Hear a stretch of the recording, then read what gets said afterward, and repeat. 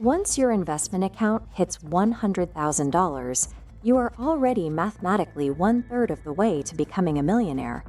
That math sounds entirely wrong to most people, and that exact cognitive bias is the root cause of why so many aspiring investors give up way too early.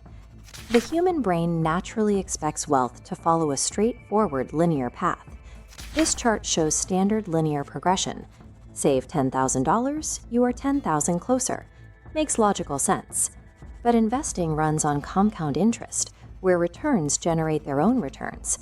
This creates an aggressive upward bend, breaking traditional math.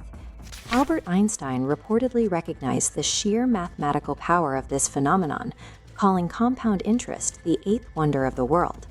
He noted that those who understand it earn it. When you fail to understand how exponential growth works, financial planning turns from a guaranteed path to freedom into an agonizing, seemingly impossible grind. Let's put real numbers to this. Imagine you invest $100 every single week into an index fund, a simple investment vehicle that tracks the collective performance of the broader stock market. We will assume a conservative 8% annual return. This chart tracks your progress. It takes 12 years of consistent weekly contributions to hit your first $100,000.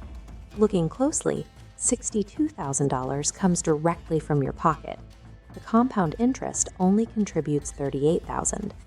This initial phase is a significant hurdle for most investors. Because your personal contributions are doing the heavy lifting, it can feel like you're working for your money rather than the other way around. Traditional logic says you are trying to reach $1 million. You have $100,000, so you are 10% of the way there. But exponential velocity dictates an entirely different reality for your next milestone. In 6 years, you double to $200,000.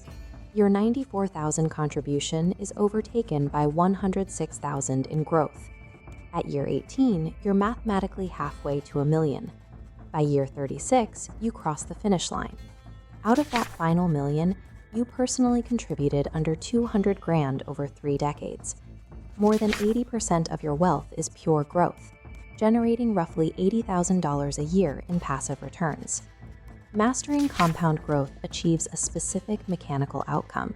It transitions your money from a static storage account into an independent, self-sustaining income generator that works without your labor.